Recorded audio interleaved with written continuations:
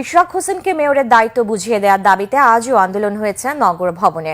ঢাকাবাসীর ব্যানারে সকাল থেকে আন্দোলনে যোগ দেন ঢাকা দক্ষিণের সর্বস্তরের জনগণ।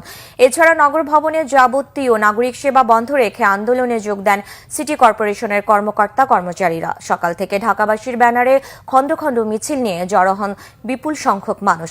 এই সময় প্রতিবাদী স্লোগানে উত্তাল হয়ে ওঠে নগর ভবন এলাকা।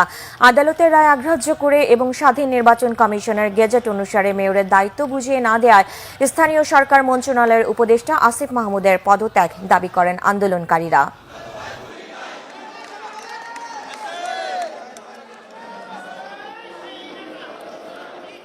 সর্বোচ্চ আদালত রায় দিয়েছে, সেই রায় নিয়ে এখনো টালমাহানা। আজকে শুনেছি অবৈধ প্রশাসক এখানে এসে বসবে। কেন বসবে? তারা কি আইনকে উপেক্ষা করছে?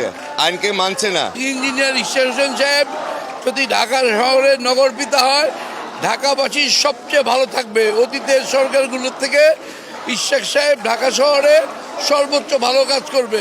আইনি প্রক্রিয়ার সাথে বেআইনি কার্যক্রম চলছে, তো সেই ক্ষেত্রে স্থানীয় সরকার মন্ত্রণালয় যারা দেখে, আমরা তাদেরকে দায়ী করছি। আপনারা হাইকোর্টকে অপমান করছেন এবং হাইকোর্ট আইনকে আপনারা অবজ্ঞা করছেন। আইনকে আমরা সম্মান জানাবার জন্যই আজকে রাজপথে আছি। বীর মুক্তিযোদ্ধা সাদেক হোসেন খোকা সেখানে নগরপিতা ছিলেন, দীর্ঘদিন নগরের মেয়র ছিলেন, নগরের অভিভাবক ছিলেন। সেই হিসাবে জনাব ইশরাক হোসেনের কিন্তু জনগণের কাছে, এই ঢাকার সমাজের কাছে একটু দায়বদ্ধতা আছে।